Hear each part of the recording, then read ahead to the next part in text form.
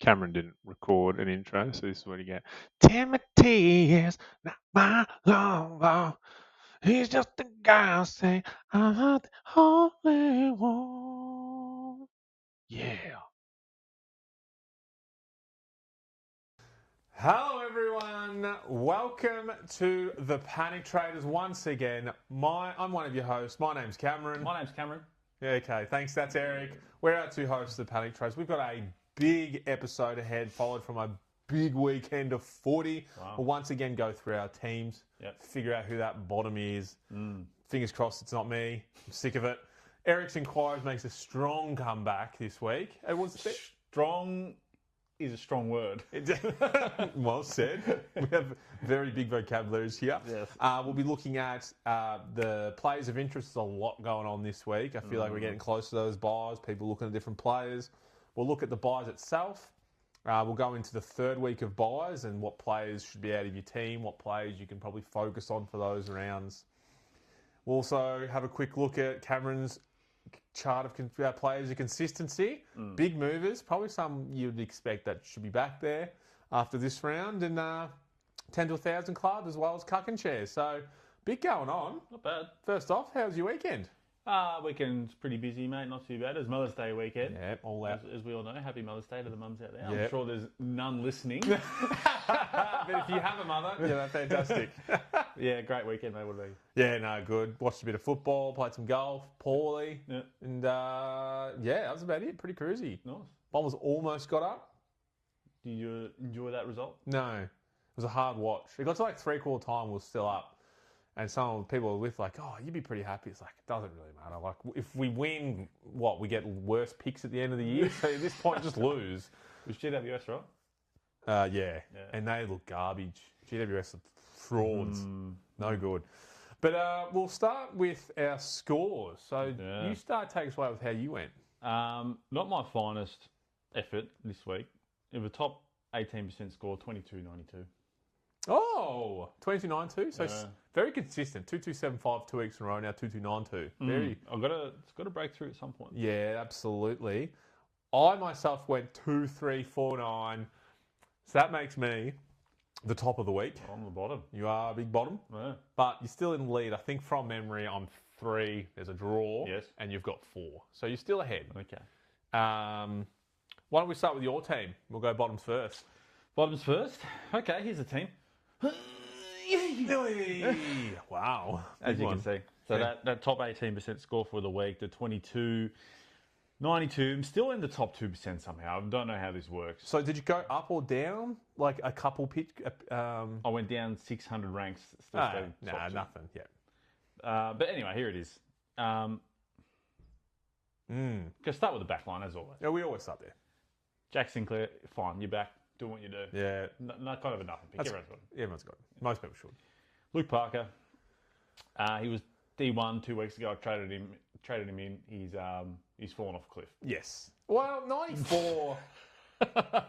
You hope that's the bottom. You hope that's his now ceiling. No. Yeah, the floor. It's not a disaster. You just hope for better. Yeah, it was against Sydney. So yeah. Lucky Ash 111. He's again within that fucking 10 to 15 point rating grouping. Yeah, mate. I'm sure we spoke about later. He's a consistent boy. He's very consistent. 111's fine. Yep. Lindsay, fantastic. Buslinger, trapped me. Gibcus is dead. So you got two emergencies in the back on there, just in case. Well, no, what happened here was I VC'd Bont, and I was like, Bont obviously did well enough to take the score. Yeah. And my loop was Gibcus in the back, and Marshall had already played, like they played early, and he had the fucking emergency on him in the back line, so I just needed to make it work. Yeah, no, that's fine. Yeah, it all works out.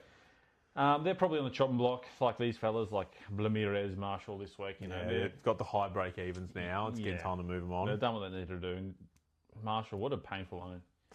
In and out. I brought him in on the bubble too, and then mate. And when he is in, he gets a 40. So Lombard 2.0. Kind of a disaster, really. Yeah, it is. Mid, Butters, 130, fine. Fantastic, really. Bont. You can't, Oof. Holmes, bit of another down week, 191. Yep. Like they smashed the Pies. He's playing that backline role. So the ball's, He's still got 30 touches. I don't know. The scoring, this is an interesting point. Only 3 players in that game got over 100 points. And if you look at some of the stats, in which I will talk about later, and you tell me if it's worth the score that it got. Yeah. But there are a lot of players in that game. I'm not saying Supercoach broke during the game, but it doesn't make a lot of sense how some players are on what they are when any other game they'd be 120 or 140 plus. Yeah, when you had compare 2 games side by side each other, compare stats to stats and the Supercoach differences in scores. It's what's happening? Yeah, it's something didn't add up there. So yeah. Nick Dacos, real down game. He still had a lot of touches though. I think he had 30 odd. Yeah, but I think he had 30 odd disposal efficiency. Oh, okay. I didn't see that. Yeah.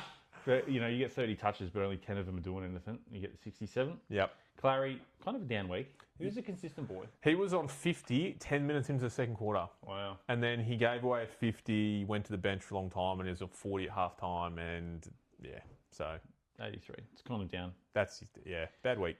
Dersma is fine, 65, rookie score. What do you expect? He might be getting close to moving on. Yeah, 400 Gs. He's made his money. He's done his job. Yeah. Kudos to Dersma. Bruin, again, not excited by this pick. 76, just chugging along. Yeah. 76 is fine. He's dropped under Dersma, which is surprising. Yeah. Million Merc might overtake him. Million Murdoch reset. That BE 93, fantastic. And the bench is just chugging along. Hannaford got another 22. Just saw that too. Wow. If there wasn't if there wasn't an over 100 requirement to be in your consistency cohort, he would be in it. He went down again. You're joking. And the Anderson and Rechko, fine. Chugging on, do what they need to do. Rux, love. Sherry 130. Grundy 96. Down week is a 96. So that's his first score under 100, I reckon. It might be. Yeah. Ooh, possibly. They versed each other though, so it was always going to be a tough matchup. Yep. Which is fine. Now, I'm trying to remember through. I think Sherry versus Gorn, that still might need to happen. North Melbourne and Melbourne. Yeah, I don't believe it played, no. Yeah, so I think they've got that match up still to come, and then cruising for the rest of the year. Hopefully, fingers crossed. Yeah. Steen, 38. Just going to sit there for a while at R3. Yeah, I can see that something's changed there. The forward line. Yeah, talk me through it. Sheasel, everyone's got him track. Most people got him. Zerha, 98. Well, you stuck with him, so well done. Yeah. 98, and it still wasn't enough to save my week, where these real pottish picks get decent scores. Yeah. Yep. B. Cook, 88, fantastic. Another DMP from Trelaw. Trelaw just got bevoed. Yeah, he's been bevoed. Yeah, for sure. Bevoed. He's getting back to the twos for another 8 weeks. Yeah. So it's 300 Gs on my bench for a moment. We'll see a little bit. Talk me through F6. Heath. Max Heath. So you went through with it. We talked about it last week. Yeah, I went through with it. We'll dive into this pick a little bit more in a moment. Okay. We'll go through your team and then we'll just look at this bloke's numbers. And and we'll come back. We'll revisit him in the players of interest, okay? Yeah, for sure. Philippou, I'm sick of it. He's gone? This week he's out. Yeah, cool. 100%. And Lombard and gone. Fantastic. 22.92. Look, I look through that team. Obviously there's the one primo. Nick had a down week. Clary. Even Holmes. Yeah. There's 100 points easy across the board that should be there. It's disappointing. A few down weeks from rookies, and you get this 22.92 nonsense. Yeah, nonsense. That's pretty. Very happy with that for a down score, top 18%. And to only drop 600 and still saying at 2%, it's a really strange week, I feel. Yeah. Oh, absolutely. Do we touch on the high score of the week in the opening? So the highest score of the round was 26.97, which is ginormous. Yeah, absolutely. They would have had all the primos. For 22.92 to be a top 18% score and only drop that many ranks is kind of an odd situation, I feel. So yours was 22.92 and top 18%? Yeah. Okay. So that's my team. Here's yours. Fantastic. My team.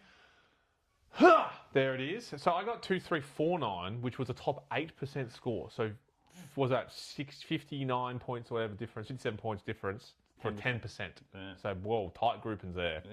Yeah. Sinclair, 117, everyone's got him. Houston, who most people I play have him, but he's only in 20-some% of teams. For that game and the scoring, he had 25 touches, 7 marks. He actually played really well, 86. I'm going to take that. Yep. But they're still using him a lot, so that's fine. It's all there. Jay Short, there was a passage of play in this game. I wasn't watching it, but I heard on the radio, him and Tresice kicked to each other 6 times. They just kept doing this. So he racked up, I think he might have got a handball before. So he had like 4 touches and just, 70 and a half time, but then finished 102. So. Junk nonsense. Yeah. So McCarthy, he's on a hot streak at the moment. So 3 from 4 games over 100. His stats would suggest a better score, but it is what it is.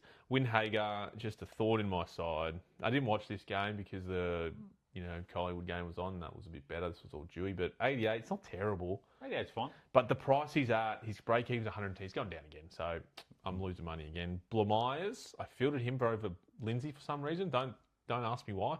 That's 21 points. I don't know what I was thinking there, but I did it. Might have been the matchup. Who did North have? North had Sydney, dumb, and West Coast played Melbourne. So I don't know what I was thinking. Okay. Midfields, this is where I was doing really well at the start of the game. I think the first 3 games, I had the top scores from every game. So Butters did well. B. Smith is a pod. He's on a pods, 14%, something like that. 130. I don't know what people are sweating on him for. Poddish. Yeah, Bont, most people have him. LDU, he's only in 8% of teams. Go figure, 131. Talk to me. Oliver fell down a bit. S. Berry played 70-something minutes. I think he was injured because he came off the last quarter and played barely anything like the last quarter. So that is concerning, and he might be a watch to trade. He's got a low BE, so if he gets named, I'm going to keep him, but there's a chance he finally comes out for the upgrade this week. There is a lot of people to go sideways to him, so I don't need to trade out lots of money, which is great. Bruin, don't know what to do with him yet. Murdoch, killing it. Tits-Tass still hasn't played, and I'm now very concerned. So beyond what I thought previously, as Sharp and Roby from Essendon both got elevated midfield minutes, and they both played very well. And if they're not going to pick him with those 2 young kids, it's just Didn't Sharp injured? he came back. Oh, okay. Yeah. So, and he actually looked good. So we'll see that. Rechko was actually really good in the game. Cumming, I don't know, dehydrated boy was puffing out. I don't know. Anyway, shooting blanks. He was not good. So I don't think he'll get dropped, but there is talk of that shoulder surgery. I don't know if you've heard this throughout the week. Richmond want to get the shoulder surgery completed so he's ready for pre-season next year.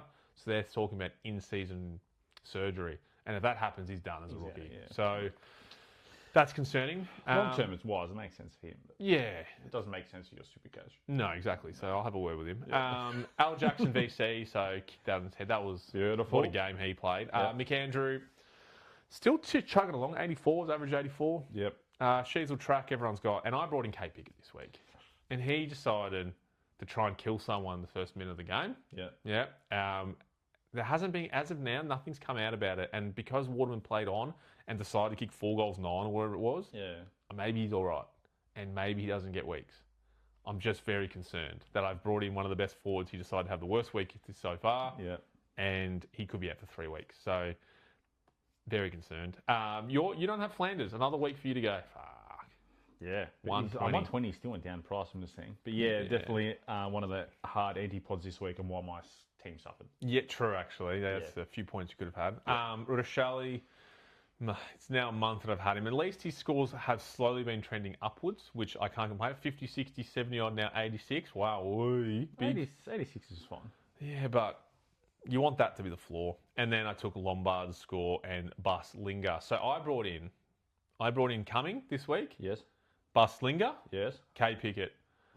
The highest of the 3 men is 65, but I fielded 2 of them. 112, 119, 149 points. Yeah, I'm very pleased with that trade. Yeah. So it was all about money regen. Cummings has now slowed down. Bustling has still got a very low break even, and K. Pickett maybe out. So K. Pickett's at least you got to keep it there though. Yeah, so he's done, even if he's got 2 or 3 weeks just on the bench, and I'll make it work. So that's our teams. I'm not too displeased. Like I was sitting real pretty. I had 7 players left on for Sunday, and I was tick over 1,800. Those being McCarthy, Short, Berry, Rochelle, McAndrew, and there was someone else I can't remember. Yeah. K. Pickett. So I was thinking, if we get like 700 here combined out of the 7 players, 2-5. And I've come down to 23.49. So a lot of players left points on the bar. Yeah, your 4 mids there, all over 130. That's fantastic. That's a great scene. Yeah, I was very happy with that. Yeah. So, can't complain there. 2 of them being kind of pods. So, one of them is a pod and the other one's, So that's our teams. Not happy, not unhappy, not too displeased. So that's that. Well done. Fantastic. Enjoy the old topperoo this week. Yeah, I deserve it. It's I think I had 3 bottoms in a row. It was not great. It's a strong start. Yeah. 3 bottoms. It is a roller coaster, the old Soupy. So yeah, that gets me top 8% for the round into top 8% overall. So I'm slowly getting back up there from my rough weeks a few weeks ago. Good job, man. Awesome. Let's jump into Eric's Inquire. So what you just touched on, can lead us into the first question. In that, like, you had your 7 players to go, your projection was looking sick. Yep. Like, so you would have been looking at 2,500. I'm fucking on for a great score here. Yep. Even if you hit the 2,500, you still would have been 200 points under the top score. Yes, I know. Yeah. And like similar to me, my score was nowhere near as high this week, but I was looking at mine at one point. I'm like, I'm on for 2,400 here, so that could be okay. Yeah. And then I fell short, 140 points, whatever it is, not quite 110 points. Yep. Short of my projection, and it's just a frustrating watch. And my question to you is, how much stock do you put into these projections? Like, are you looking at a projection and saying, okay, that will be this player's score, give or take 5, 10, 15, 20 points? Like, what are you thinking about? You don't consider it at all? I don't consider projections I know it's weird because we go off break-evens and break-evens and the projected numbers, but the projected scores are so far from reality sometimes, it's not funny. Like, a game, because Esperi had a projected of like in the 80s, and then he gets that 171. So Supercoach said he had, I'm trying to find it so I can pull it up, bear with me. He's projected for this round was meant to be, it's not going to come up. I remember it being like 121. And it was like, he's not going to get that. Oh, because last week he went through the roof. Because he went through the roof. So they just go, recency bias. And then other games, like Windhager had a projected of 49 one game. It was just like, why? Why? What happened? The last time they played this team was he injured, so they just don't calculate that in. Yeah. B. Smith projected of 90, so I was like, he's going to get more than that. So I don't know. I don't know the maths behind it. I'd be very interested to see what it is, but I don't take too much out of it. Just as a mini experiment, I'm going to keep track of my projected at the start of the week coming. Yep. And see just how many points I land within it. Get some spreadsheets happening. Players. Yeah, see, look, that's probably a good idea. I don't think anyone will do that. That sounds fun. Yeah, I might whip that up during the week.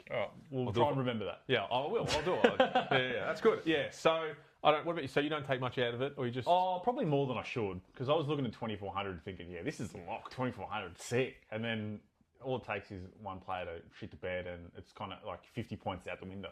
Well, maybe that's the because like that was kind of what I was looking at. I think Nick was probably projected on 110 or something like that. He got 64. Yep. There's a 50-point variance there. Like, the projected numbers just fucked. Well, in saying that, I think I was projected for 2,470, right? Yeah.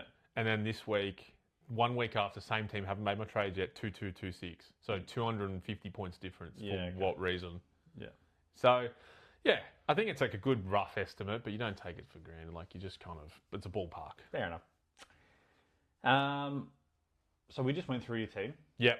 How many upgrades do you think you have left to do? Like, how many players do you not see as keepers that you're going to move on?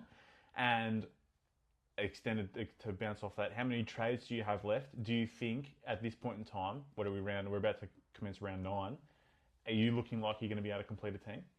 Are you going to still have like kind of a dubious player in a slot? So yeah, I've got 19 trades, which doesn't sound like a lot, but people that I definitely don't want on field, 1, 2, 3, 4, 5. That's definitely. And then the maybes that could or couldn't stay, but I probably want to move on. Windhager, Berry, Brun, so there's 3 extras. Yep. And maybe Flanders, but he's showing enough to be that F6, F5. So probably not. And I mean, I could throw Rochelle into that belt, unless he somehow pulls something out of the second half of the year. Yeah. He's probably in that bracket too. So there's 4 rookies. And, well, not 1, 2, 3, 4 rookies, including McAndrew. And then there's 4 to 5 of those medium players that I've got their money or I've lost them in Windhager's sense and moving on. Mm-hmm. In doing that, I'm classing Houston, Shaw and McCarthy in my defence. Okay. So they could also be in that bracket, but I don't need to trade them. They're all doing their job. It'd be great if they could keep averaging over 100, but we'll see. They're all in decent form at the moment, those 3 as well. So you're hopeful you can? Yeah, hopeful that they should stay, or at least 2 of them, I would say. Yeah, nice. Yourself? I only just thought about it now. So I have 23 trades left. Yeah. So 4 more than yourself. And looking at my list, I have 1, 2, 3, 4, 5, 6. I'm going to say 7, 8, 9 slots. So, if I give myself a touch over 2 trades per slot, maybe I can do it. Yep. If my content picks like Zerha and Trelaw work out, I'll be a little bit better off. Extra law. Yeah. We'll see how we go. But at this point, I am a little bit dubious about my situation. Don't think you're going to get a full team out. No, I reckon there'll be like one slot where we'll still be like bustling up, or Zerha just Blamir's chilling there. Yeah, I'll be like, what the fuck's happening? Do you think with Trelaw, how many more weeks is it before he's out? Or is he just going to be there forever, 300k, hoping he comes back around 20? That's a good question. That's a really good question. Question without notice, sorry, everyone. It depends probably on the status of my forward line. So if I can pick up if whoever I trade Philippou out for ends on field for Trelaw, if they can kind of perform week to week and Trelaw can just sit there, kind of not cause me any grief, it'll be fine. Yeah. But if it becomes something I need to worry about a little more, it could be 2, it could be 6. We'll see. Yeah. Okay. Yeah, like it. Like it. The Supercoach Cup Oh, yes. is something I'm having a little bit of fun with. Yeah, I love this. How hard are you riding it? Because I'm riding it pretty hard, I would say. Yeah, no, when I read about it 2 weeks ago, because I didn't know it was a thing, it just popped up in your thing. And I'm like, oh, what's this game? Yeah. I smashed my first opponent by 500 because I think they're an AFK player. And then I had a bye this round, so I'm through to the next 2 rounds. Cool. Yourself? Yeah, I'm just looking at mine now. So round 7, I started with a bye, which is unusual. Yep. Won by 300, and then I won by 60 this week. With my down week, I still won by 60 points, which is fantastic. Into the next one. And then just looking at the projections, we're coming back a few. Yep. I can look at the projections in the coming round. I am projected to win by 130 points. We'll see how this tracks. Oh, there it is. Sorry. Yep. I've just found it. Apologies. I missed button. To be that top one there, is your... Oh, just saw. Turns out I wasn't in a buy. I was definitely playing someone, and I won by 100. So thank goodness I was not looking at the right week. So I think we can ride this week to week. Just keep it alive. Yeah. You're still alive in the Supercoach Cup coming, yeah, mate. And if we're still sitting pretty whatever it might be around 15, I think it'd be good fun. It'd be great fun. I really. Yeah, well, I'd be absolutely sad if I. Yeah, I'd be upset. I'm going to be actual sad if I get knocked out early. No, that's a good one. I like that. Yeah, so that was Eric's inquiries. A little bit of a down week for Eric's inquiries. Not the greatest questions No, I've ever I heard, like but it. we like to have these discussions and just see where it takes us. No, good questions and good topics for discussion there. I think a lot of people are thinking about, especially the upgrades one. A lot of people are having problems this year, more so than other years for some reason. I'm not sure why, but this year just feels maybe we're talking about it more. But everyone I talk to, people that are good at Supercoach, they've all got problems. Whether they didn't start with the right rookies, or everyone they bring in just decides to not play the next week. A few people getting sucked into mid-prices content. Yeah, picks. there's a lot of bad mid-prices this year. Yeah, apart from maybe Flanders, you could put in the good one. But yeah, apart from Zerha, maybe. Yeah, maybe. Yeah. Trelaw. Yeah, that's actually a good point. But I think that brings us into, let's do persons of interest, because there's a lot on the table this week. There is. We'll try and touch some of the ones that we think are the more important ones, but there are plenty out there at the moment. Absolutely. So I'm going to start with one of the more traded in players from last week, Finn Callahan. So 488 came in. He went down even more. I don't know, 6k, but he went down again. Yes. Averaging 99.4. So that didn't move because he scored exactly 100. His break even is now 85. Upcoming against West Coast.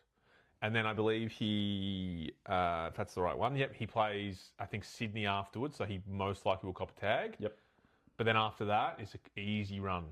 And they've got the GWS Richmond bye, so it's kind of like... Delicious. If I bring him in, I'm not looking at trading him. And it's almost a sideways trade from Bruin. It's a definite sideways trade from Berry. Do I want to do that? Probably, actually, now that more I think about it. Berry or Bruin? I'd rather keep Berry.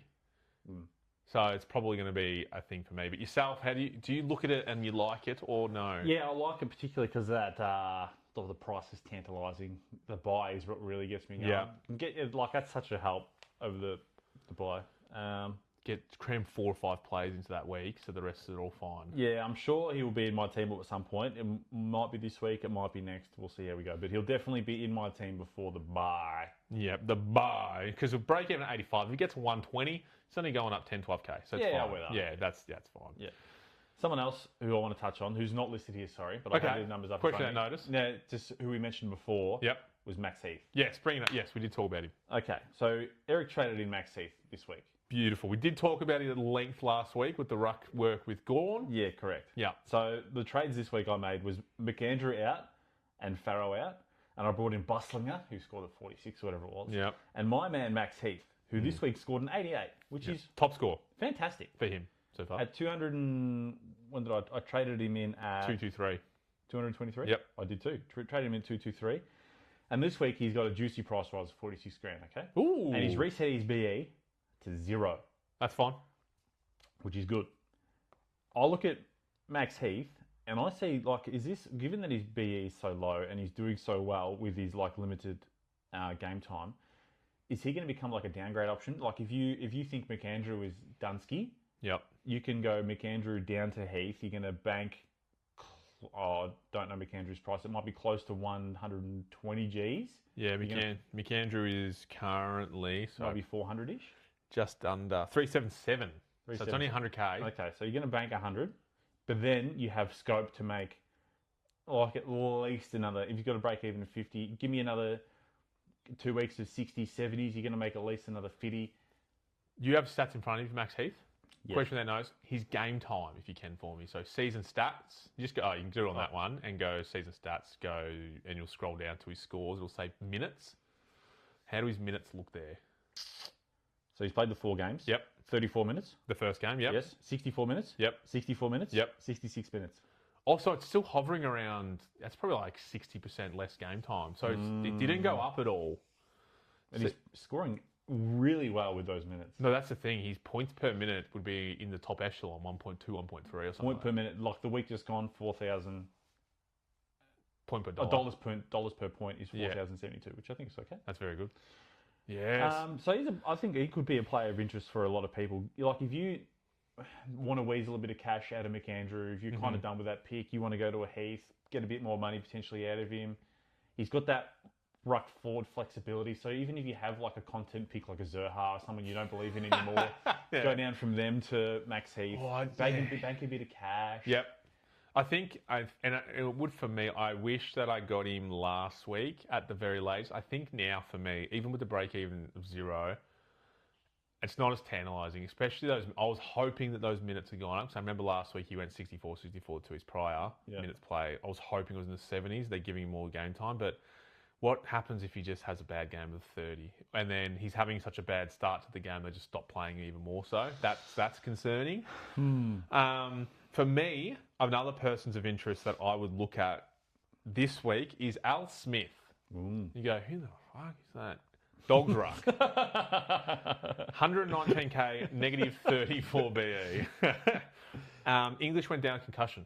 Yes. And he's had a few. And the discussion is that he will take more than likely 2 weeks, maybe more.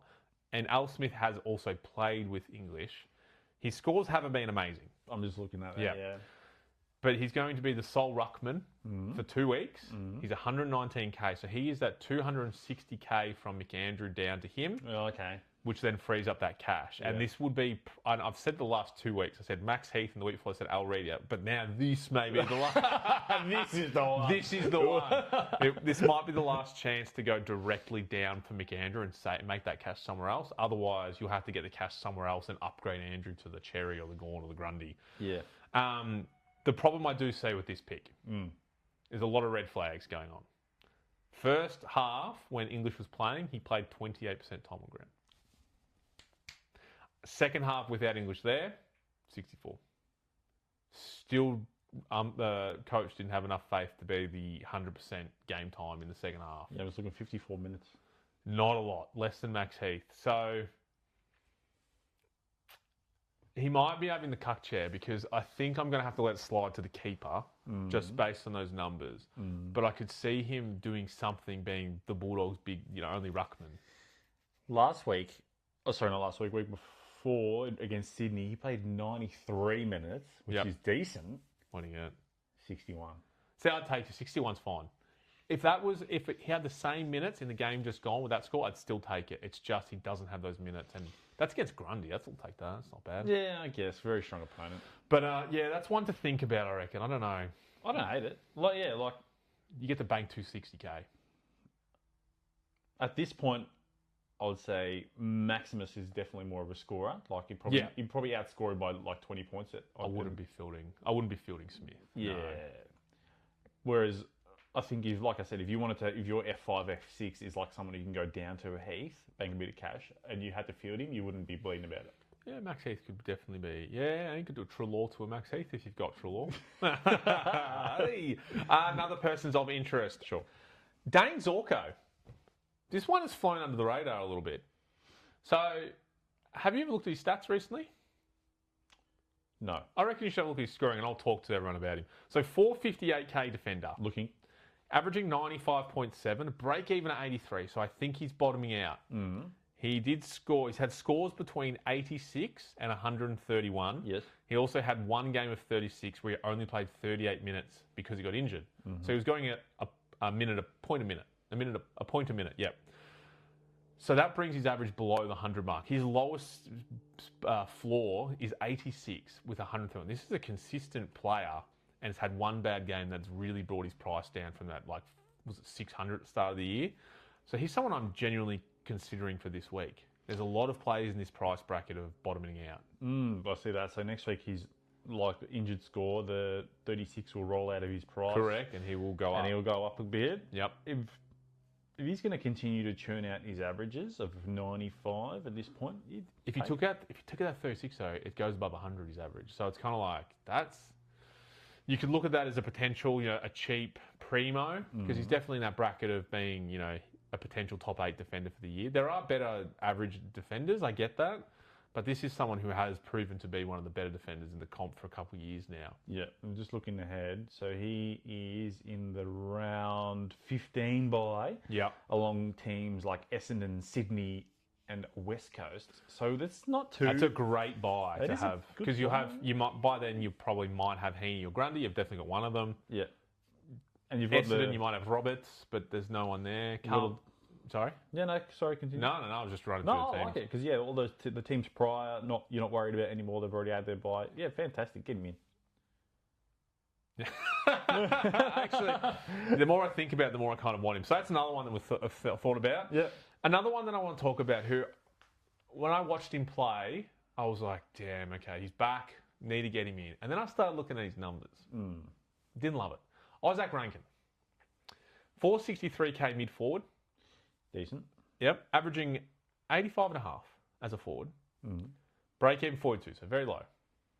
He's only had 2 scores over 100 so far this year, and they were against Richmond and Carlton. Is this concerning? And before I even go further, his minutes played, I've had discussion with people saying, oh, they're just easing him into the game. He's playing a lot of time on the bench. No. His minutes have stayed the same all year round. Yeah, I'm just looking. He's currently, if you filter forward average, he's currently 24th. Yeah. So he's had a few bad games. He played very well, once again, against Richmond. Everyone plays well against them. Yes. Except for the team that lost, West Coast. But apart from that, I don't know. What are your thoughts on Isaac Rankin? No, bouncing off everything you just said, you've had one really up game against a really down team. Your other game that you managed to ton up was against Carlton, which is a kind of a down team. Even Rochelle got 130 that game. Yeah. You come close to a ton against Brisbane, which is fine. Yep. The run ahead looks okay in like North, Hawthorn, Geelong, Doggies, Melbourne. They're probably all losses how Adelaide's playing though. I guess the North aren't really the pushovers that they once were. Not for sure, not.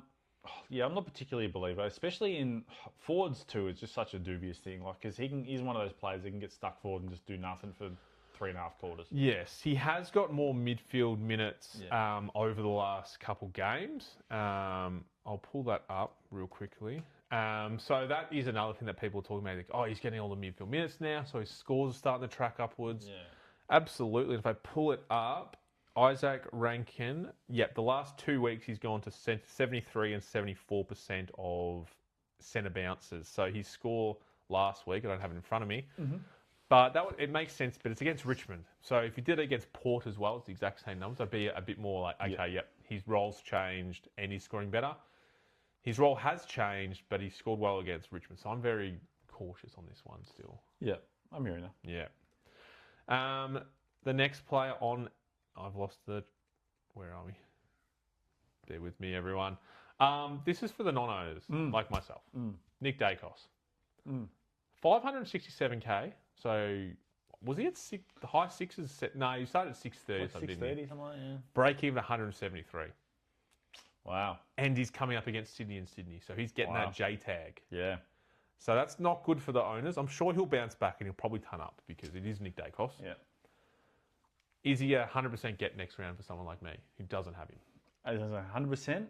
I Yeah. don't know if he's 100%. I'm just looking at 64% owned, so he's massively owned. Huge antipod for me at the moment. Yeah. And you're not bleeding about it if he's churning out 67s.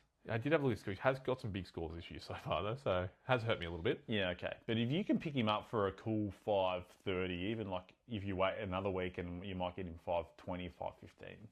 That's a steal. That's a steal. Absolute steal. Absolutely it is. And then he'll come back and bounce back at some point and start churning out his 115s at least. Yep. At some, which would be good.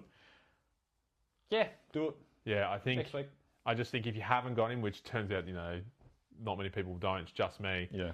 I will be looking at him because if he gets even 100, he's probably going to drop 30k, and his break even will still be that real high because that 67 is going to stick around in his cycle for a little bit longer. So yeah, I'm very keen on getting him in. So again, to look at the projected numbers, if he cops the tag, which I'm sure he likely will, and gets the projected 90, which is probably generous, you lose another 36 grand. So wow, yeah. So 936k, yeah, wow, that's for me. Whereas people yourself, you don't care about his price. Just tune out good scores. Yeah, look, it's obviously, I'm a little bit biased. It's hard to watch. I think he might be like carrying a little something. Like he has for a month or so now, hasn't he? Yeah, he's lost like a step or two in his pace, I feel. Okay. So like he's having harder times like shrugging tags and getting a bit more of that free run ball. Okay. We'll see. We'll see. Another one that I put down for you. LDU. LD. Cucking you. Oh, hey, yeah, that's right. After he's 130, and his price is still not outrageous at 549. Yep.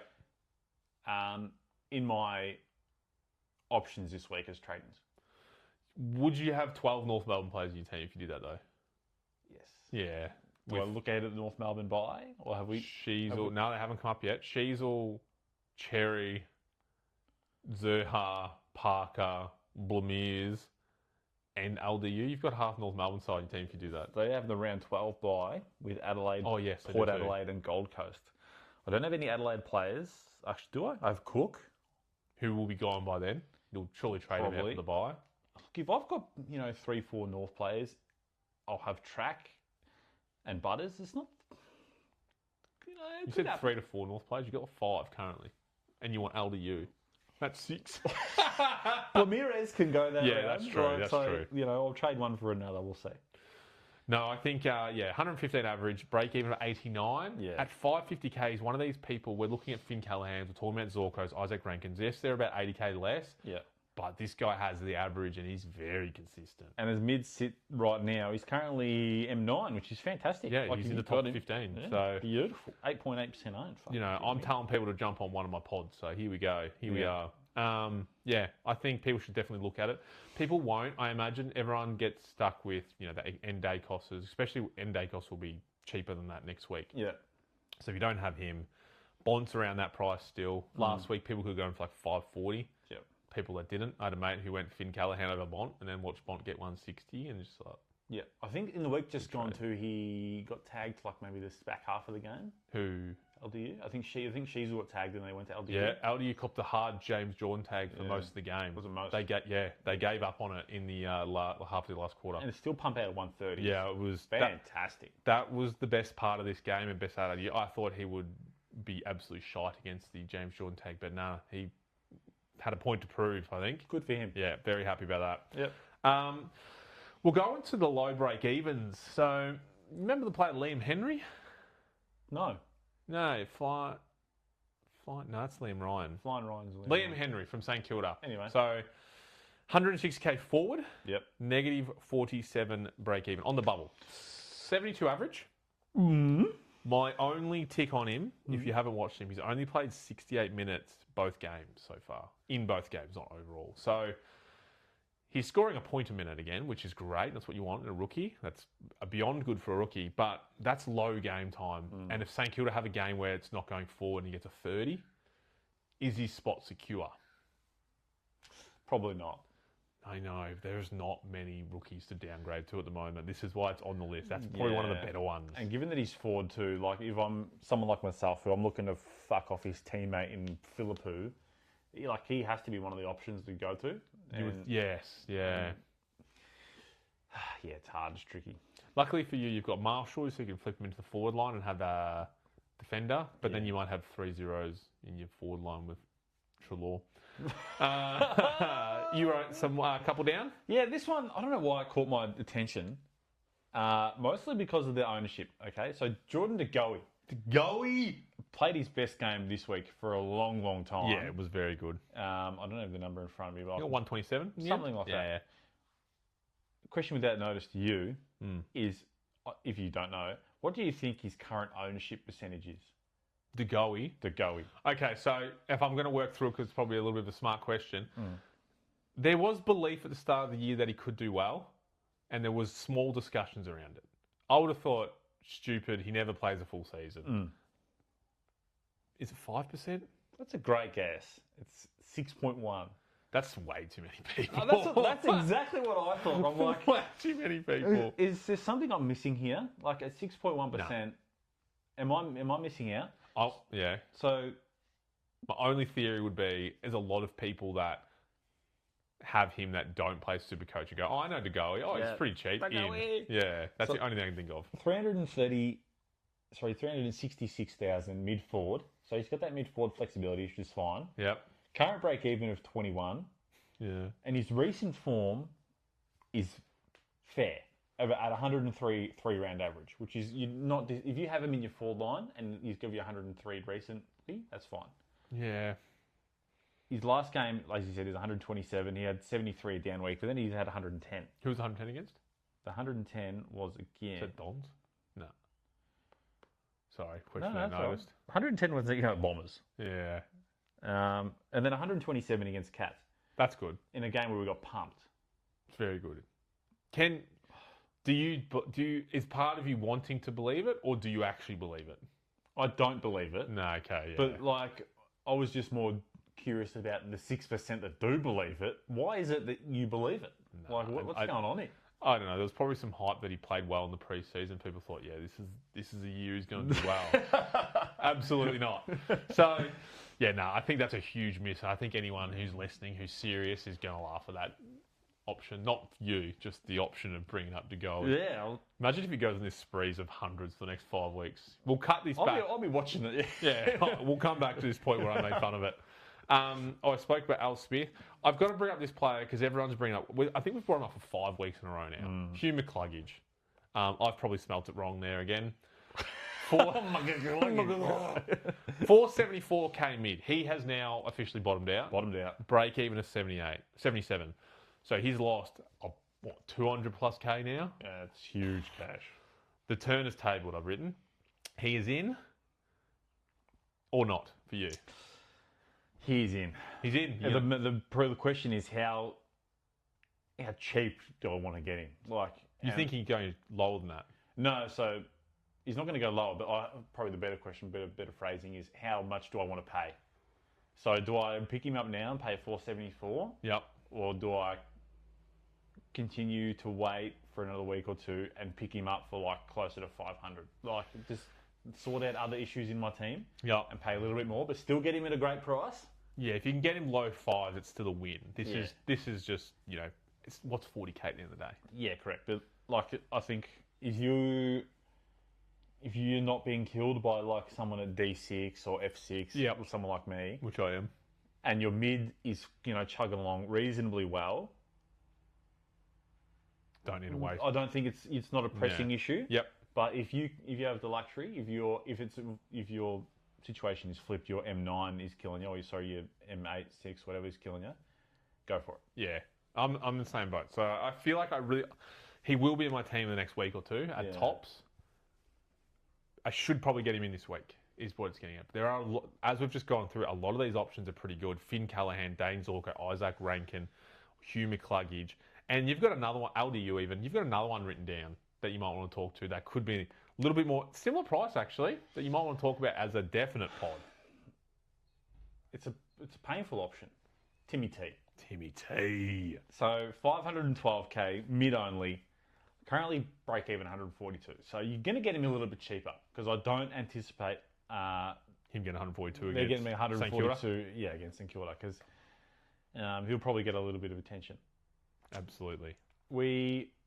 Just go back to my numbers.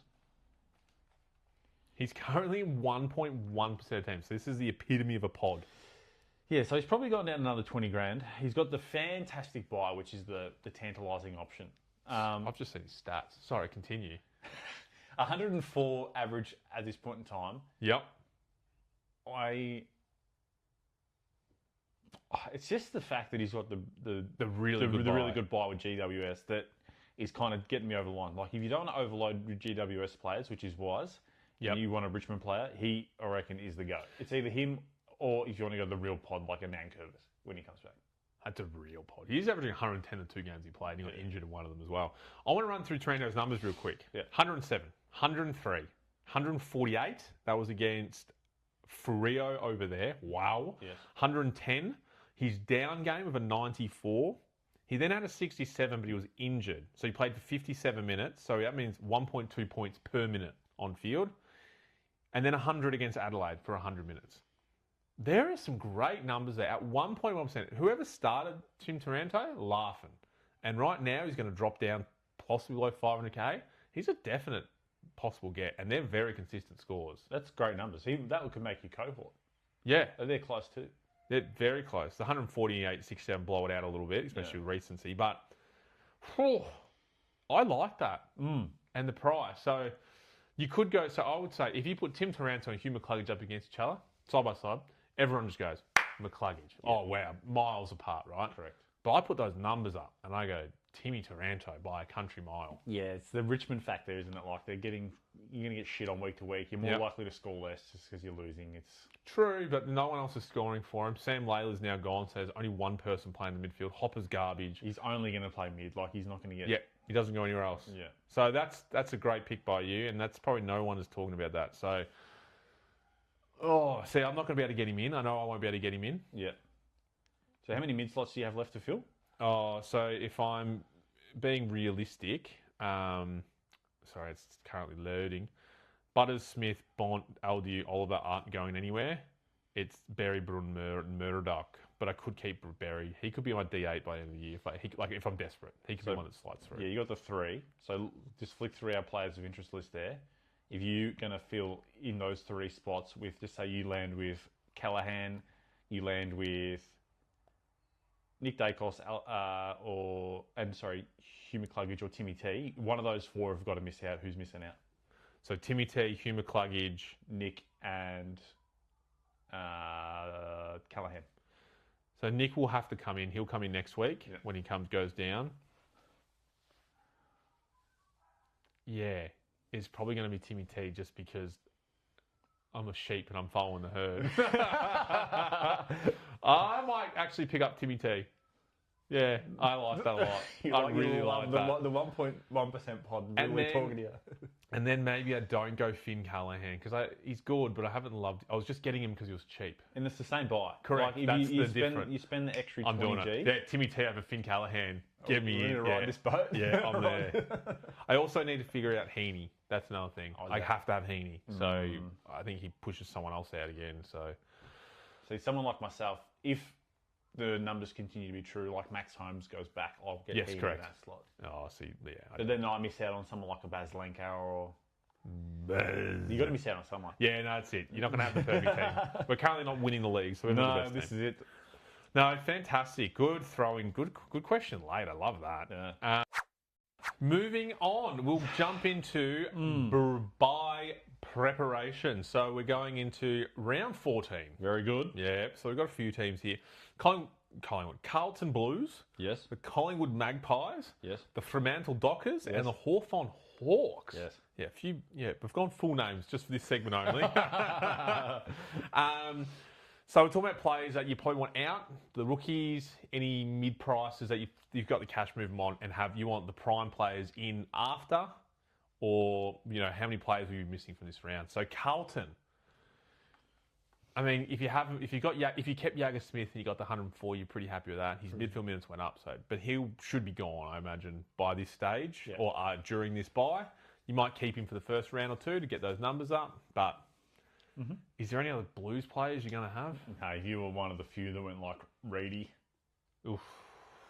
Try and fix that one Yeah. real quick. There's if you're one of the Dirksen. Yeah, the rookies, I don't think so. Dirksen, the defender, no. He's sitting on the bubble still. Yeah. What about if you're one of the owners or one of the primos? If you own like a Walsh, are you going to sideways or are you going to hold on? I feel, I don't think he's shown the high scores, so I think you would hold him for the first buy. And then the second buy, you're not missing out on too many players. So I imagine because of his scores, I think he scored a downish week again, but it was like 80-90, so not terrible. He's not hurting you too much. Yeah.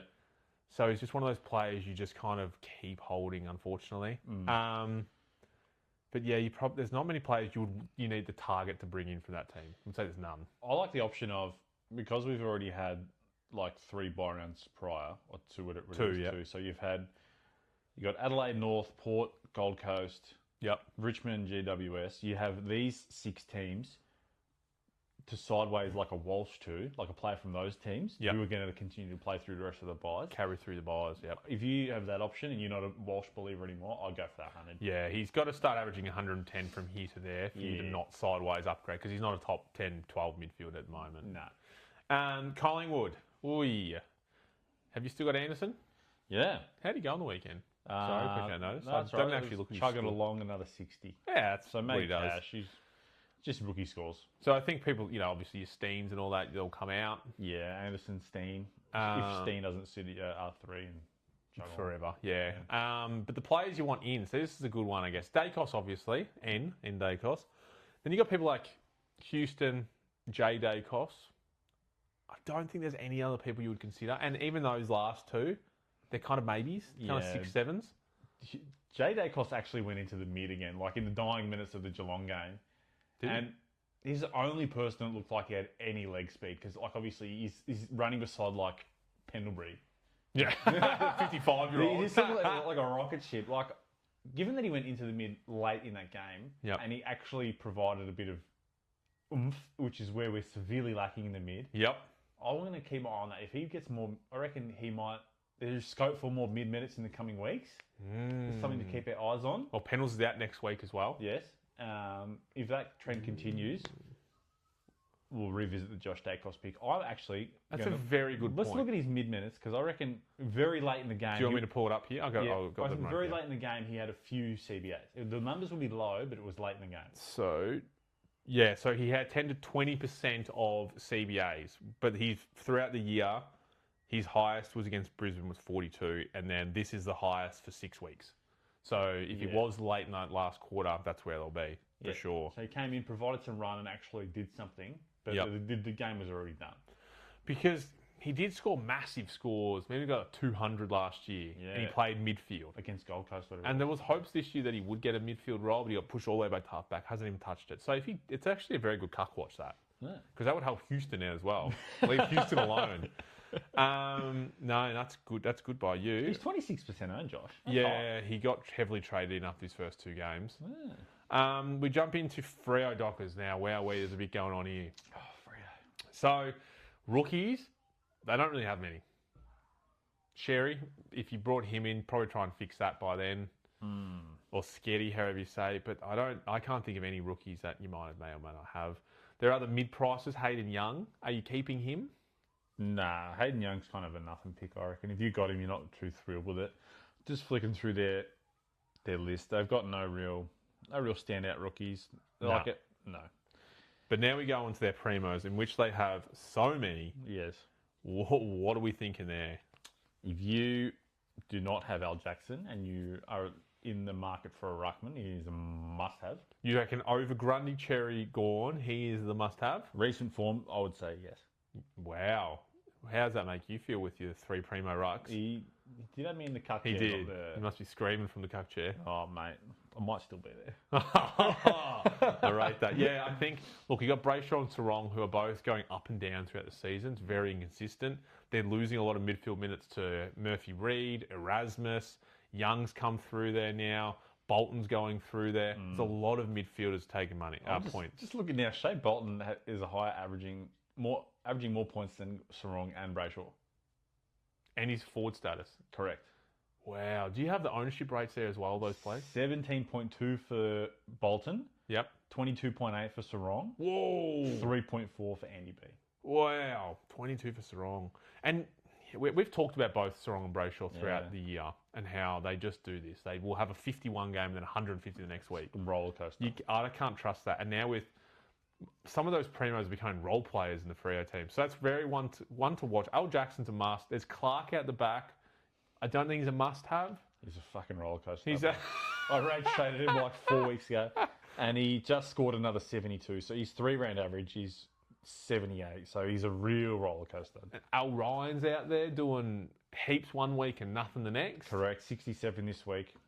A lot of people have a lot of Freo players. 22% of people with Sarong, 17 with Shai Bolton. Shai Bolton's probably the one I would say because of his forward status. For me, him and Al Jackson first, and then I had to pick a second one, Shai Bolton. Yeah, someone who's flying under the radar a little bit with 4.1% ownership. Yep. Is Josh Tracy with 101 average. I forgot about Josh Tracy. I did bring him up a few moons Just ago. scored another 120. Yeah, dominated. Fantastic. He is the big key forward. Yes. You don't love big key forwards. No, they do have a tendency to go missing, but prove me wrong, Josh Tracy. I think his lowest score is probably a 60 or 70 odd. 66. Yeah. But yeah, yourself, Jackson, and if you had to pick one other. Bolton. Yeah, would it be Bolton for the forward status? Yeah. The last team is the Hawthorn Hollywood Hawks. Huckball. Yeah. There's no one from the Hawks that's screaming like you must own me. Like the highest owned player, someone you have is Flynn Perez. Oh, kill at me. 16.1%. Who's next? Newcomb? Connor McDonald 8.2. Oh, people are big on him when they're trading him out. And he just scored a 45, so you'd be thrilled with that pick. You would be loving that on the field. Yeah. I was an early believer in Sicily because he was at a good price. Yeah, I remember. Started at 480. Yep. And has since dropped to 460, and he's currently averaging a cool 98.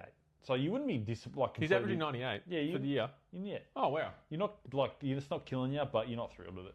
No. What is what you said? Something low. 110. Oh, okay. Fuck.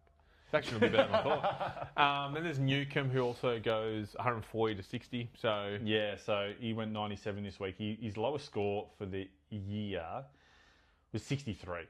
So, and then as high as 136. So, he hasn't had like one of those huge games. yeah. Okay, I'm just going to do a real quick thing. So the players that you're definitely going to have majority, so apart from the people that have the random players, no one from Carlton. Correct. Nick Dacos, maybe Houston from Collingwood. Maybe. So 2 tops, Freo, Al Jackson, and we'll say Shai Bolton. So we'll say 4. Yeah. Because people will have Brayshaw, Sarong and mix those up and put one Al Jackson. Hawthorn, no one. That's 4 players this round. That's not good. This is an easy buy round. So if there are players that you think are outside, I don't know. Can you put more players in your team from this round? There's just not a lot screaming at me. Yeah, I'm hearing you. Maybe like you might have to go like the Bolton option. You hope for I don't know. Bolton might be the fix for me for this round to get him in because so far I got Houston, Jackson. That's it. Thinking ahead, you might have to go the route of when we hit round 14, you're trading in North players, Port players, Adelaide players. Yeah, you're going backwards. You have to go. Absolutely. That's the way I try to look at it. Yeah. But there are no players that I'm going to have stacked from either of these teams. This will be a very empty buy round for me. Absolutely. Even if because you can do that filter by the buy on the Supercoach app. Yep. So what round is this? 14? 14. Let's filter by the 14 and tell me how many players you to have not playing in the 14 buy as your team currently sits. Because I have 3. Yeah. And they're all Collingwood players. I've got 3 and one's Perez. So there aren't any players sticking out that round. No.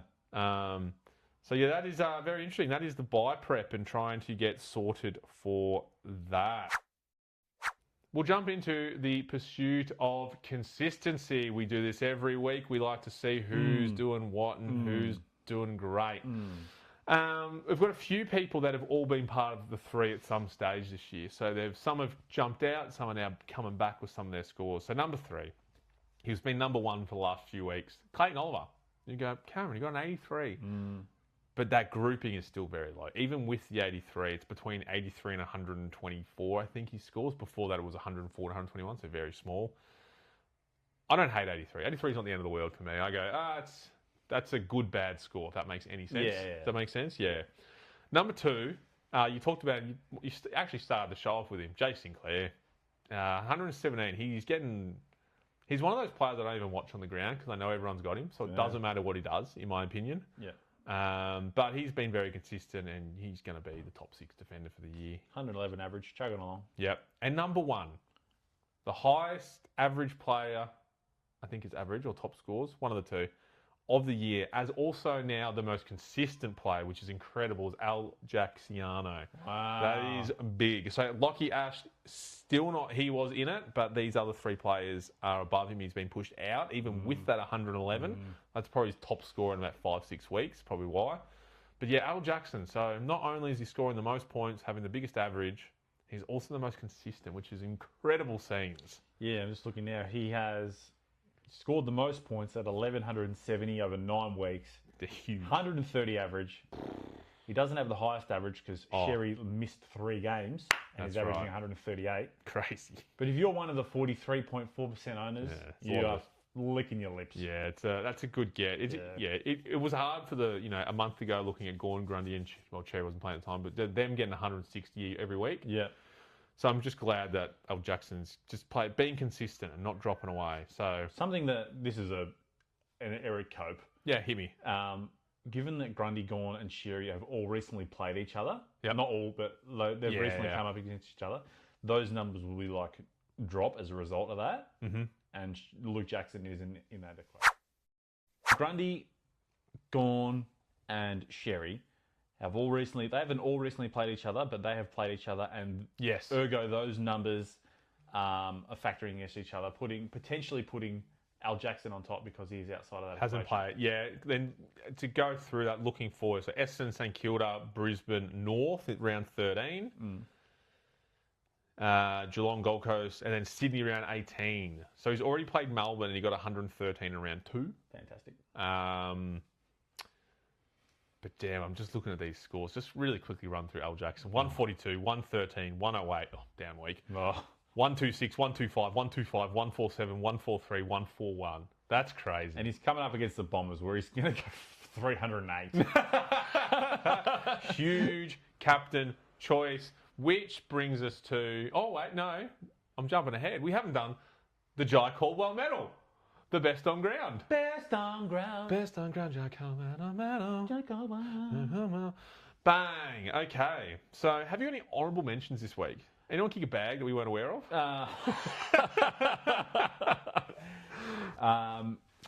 Probably Georgiades, Port Adelaide. Oh, yeah. And he's having some outrageous streak where he's had in the last 3 weeks, he's had 25 shots on goal. Yeah, he hit 4 goals 5 or something stupid. Yeah, mental. I'll throw it out there. Jake Waterman got KO in the first minute of the game and still went out and kicked 3 goals 6 or whatever it was. Honourable mention this week for me again. Got the 3 votes last week. Just through circumstance, isn't going to get it this week. 2 metre. Yeah. Kicked 3 goals 3. Had another fantastic game. The disposals were a bit down. Last week he had 26. 27, yeah. Whatever it was. And this week's only 13. Idiot. Still winning the hit-outs. And he's rucking with Nick Bryan, I think it is. Is it Nick Bryan? And Bryan? Did he play? I watched this game apparently. I wasn't. Yeah, maybe possibly. Yeah. He's back. I'm just looking now. Yeah. So Nick Bryan played 21 hit-outs to 2 metre, 19 to Nick Bryan. So he duoed ruck and still did well. Sorry, I was having a few drinks this game and I can't remember. There you go. No, I thought they were both Peter Wright playing there. 2 metres all over the ground. Yeah, that's awesome. So Nick Bryan's back. Yeah, okay. And Yeah, so honourable mention to 2 metre. Yeah, Kicking take goals that. and playing in the ruck. 3 goals as a ruckman. yeah, Fantastic. 3 as well. Yeah. So fantastic there. Honourable mention. I'll start my one vote, I think, Please. this week. So if I was to read, was it this game? Yeah.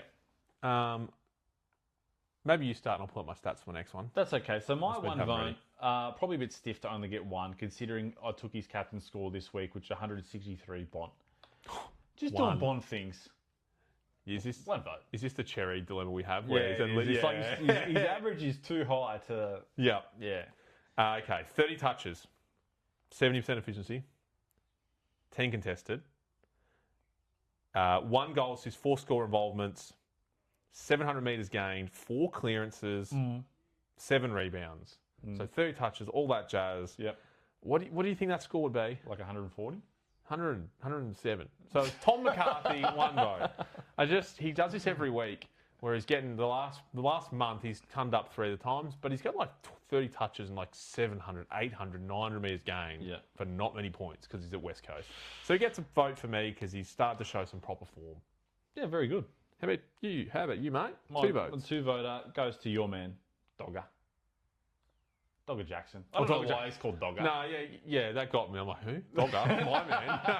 And 2 votes, again, he's probably stiff considering he got, whatever it was, 140 points as a captain. His last quarter, which everyone's talking about, was elite. I don't know if you saw it, the big smother on the boundary that led to a goal. Yes, I did see that. There was a great game against the Hawks, actually. So, Fantastic. 22 disposals, fantastic. You got 0 goals, 1. You're taking that. That's fantastic. Yeah, the efficiency was a bit down, which speaks to his score, 64% this week. But just doing it all, he's all around the ground. My man, I don't have him. Wait. Oh, the Luke Jackson. Yeah. Sorry, I thought you were jumping to 3 vote. I'm like, man, I haven't done my 2 vote yet. No. Sorry. Sorry. It's just going to be a cuck watch all year until Max Gorn breaks his leg. Yeah. I'm just going to be cuck. He's going to be cuck. If Max Gorn went down for a week, you're not trading him? No. 2 weeks? No. It'd be 3 or more. Okay. You said that about Cher and you kept him anyway. Yeah. So, my 2 votes. I also wanted to read his stats out too. So we talked about this earlier, and you tell me what this is worth once my phone starts loading. I do apologise. Put myself in the motor calculating points. 9 points per goal, 4 points per kick. Yeah, 2 just points per handball. doing the math. 40 touches. Gee whiz. 21 of them kicks. He had 14 contested, 3 direct goal assists, 14 score involvements. Wow, 6 marks, we don't care about that. 6 clearances, 6 inside 50s, 5 rebounds. So a lot of stats going on there, I know. But 40 touches, 3 direct goal involvements, 70-something% efficiency. What score's that? 84. Yeah, okay, well. It was 130, which is great. Fantastic. It's B. Smith. Yes. I won't do that for my 3 vote. Don't worry about the stats for the 3 voter. But bang. So 130 is great, and I'll take that. And he played so well. But 40 touches, and I talked about at the start of the game, 3 people got over 100? That makes no sense. It's weird, isn't it? Yeah, very weird. And just look at those. That's 150, 160 any day of the week. But 130, he plays so well. And I think he's had votes before in this game from B. Smith from me. So he's having a great year at the moment, and more people should jump on him. Yeah, I agree. How'd you choose your 3 vote, Eric? My 3 voter is Hoshin. The Mullen tag. The Mullen. Just because he does it so well. Yeah, and that look, was elite. Frankly, Oshin, you're fucking my Supercoach. And we lost because of whoever you. he comes up against, he destroys. He might be, at this point in time, based on recent performance, the most effective tagger in the game. Yeah, oh no, by far.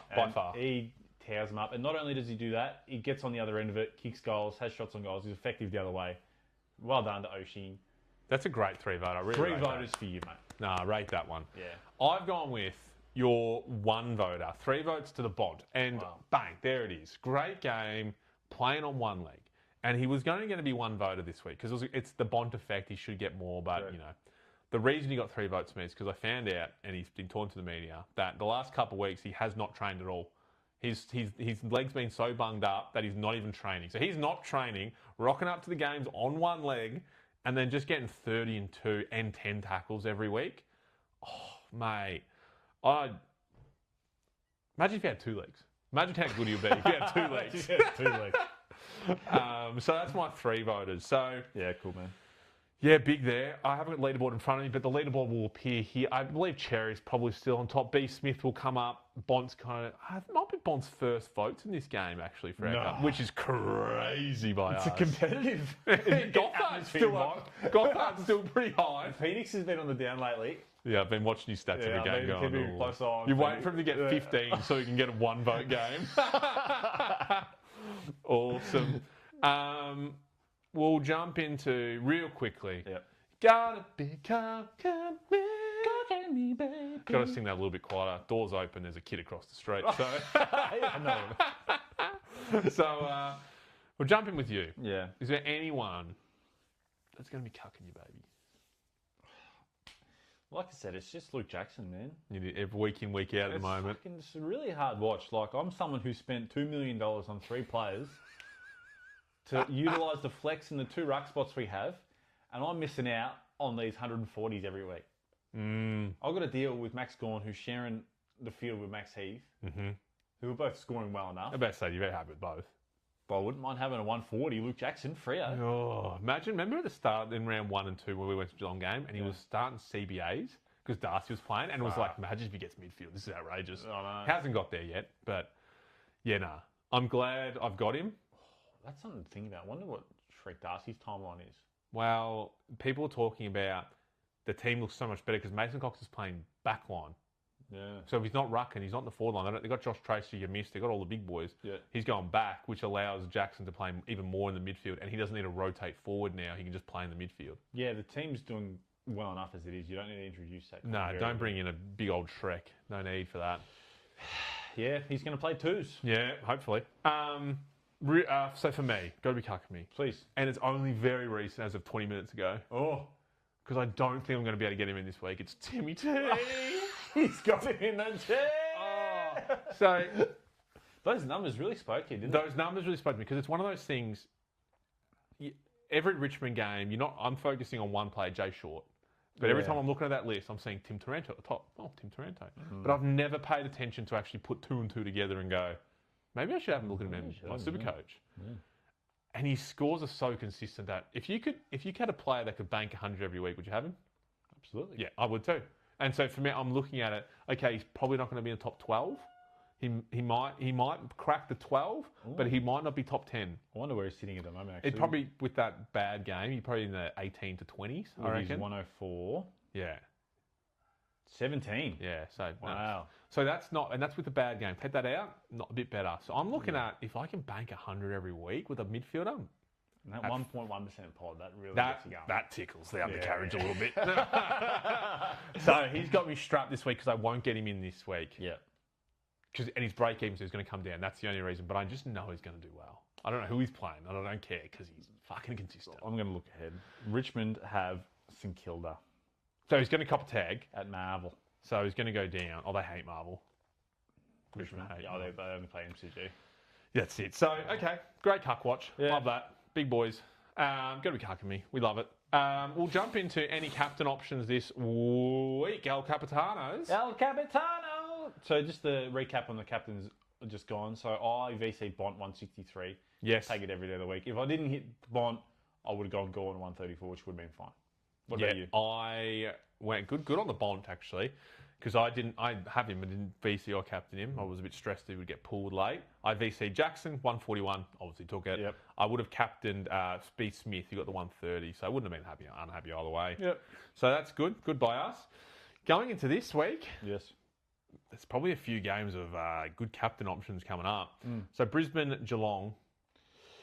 You got the B Smith, you got the Lockie Neal, you got the Holmes, you got the Zorkos, a few there. Although Neal and Zorko will most likely both get tagged by Mark O'Connor and Machino Mullen. Machino Mullen, yeah. Oh shit! Dacos going to cop the biggest J tag of his life. Yes. Yep. My man Brody. Oh yeah, big option against Decam and Steenie. Yeah. Huge option. Revenge game. They're still paying his salary, but revenge game. I don't think they are. No, I think it's done now. But Yeah. Gold Coast Port. Your track believer, Butters. Yeah, track and Butters, big options there. People got Anderson. He showed some form again for finally last week.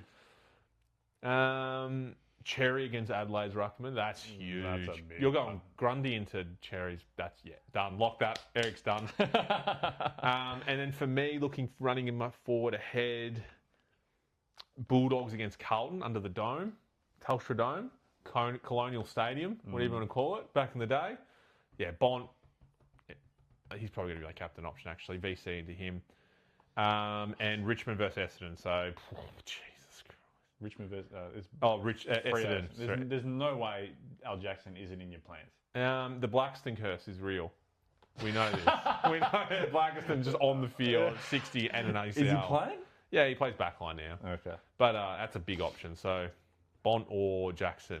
And they're playing at the same time. So, I'm going to have... Oh, no, not day apart. Oh, perfect. Done. Sorted. Yeah, Saturday night into Yeah. Sunday So, morning. my VC will be Bont into Captain Jackson. Provided you have a Lupola, which I have the Gibcus at the end of the week. Fantastic. I've got McRae. That's my option. Yeah, I'm thinking Grundy into Sherry. Maybe Sherry. Sherry into Gorn is too soon. Yeah, Grundy into Sherry. Yeah, that's good. Like that. Yeah. Good options this week. Fantastic. Yeah, love that. And that brings us to our final segment, the 10 to 1,000 Club. 10 to 1,000 Club. 10 to 1,000 Club. To recap Cameron's multi from this week. So I went with this strategy of let's make money. Believe it or not, that's what I went with. What? That's an option? No, we can do that. My option was that I wanted to do very obvious bets. So Newcombe 20 above, tick. 19 above Hewitt. He scraped 2 in the last 30 seconds of the game. Jeepers, I was sweating that one. Love that. Sanders 20, had that at half time. Jake Stringer anytime goal, first quarter. Ben King, 1 goal, $1.02. Wow. I could have put my life savings on that. Jeremy Cameron for $1, $1.04. And I think he only kicked one, didn't he? He did. Jake Waterman, $1.05, 1 time, kicked it. Yes. And then I also had Nick Larkey, $1.08, kick 1 goal. He's kicked 1 goal in the last 20 games. And he didn't kick one. So that was done by mid-Saturday and I was very annoyed. But you're like, Cameron, none of that makes any sense. Where was the money coming from? Because on Sunday night, I had a mega multi. And it's not as dumb as you thought. I thought Adelaide would pump Richmond. Aggressive football. Richmond aren't that great. So I put Tom Lynch for 2. He kicked 3. Big tick. I then put Rochelle for 4 and Jordan Dawson for 2. So that itself was paying $57. Rochelle kicked 2-2, I think, so for 2, so not bad. And I think Jordan kicked 1-1. So the idea was to have all those basic ticks kicked off and then just somehow get the last big multi at the end. Didn't pay off. But, 7 from 10 legs or whatever it was. Yeah. So I'll take that. I looked at that and thought, Tom Lynch for 2. Oh, I don't know. I think he kicked it before half time. Yeah, it was crazy. Yeah. But no, Eric will post the next one and we'll... my percentage, look at that, it's getting... That's a big one this week. It's getting big. Yeah. 8 out of 11 legs, unheard of. I had to because at the start, I'm pretty sure I was 1 from 11 legs. So I had to kind of fix that a little bit. Eric's percentages on net losses, we don't talk about that. Nah. Overall legs. It's coming up though, we're getting there. You would thanks to you. You would think at those percentages we would have won a multi by now. But no, game responsibly, have some fun with it. Yeah, see the socials for the bet ahead. The markets aren't open as we record on a Monday. Absolutely, but you just know another winner's going to come, so put everything on it. Yeah. Don't worry about it. Yeah, correct. See, we had some problems with the end of the recording, so here you go. You get my voice outro. Have a good one. Enjoy your week. We're going to win some multis. One of us is going to win the Supercoach Cup. The other one's going to lose it. Have a good week. Gamble responsibly. All that jazz.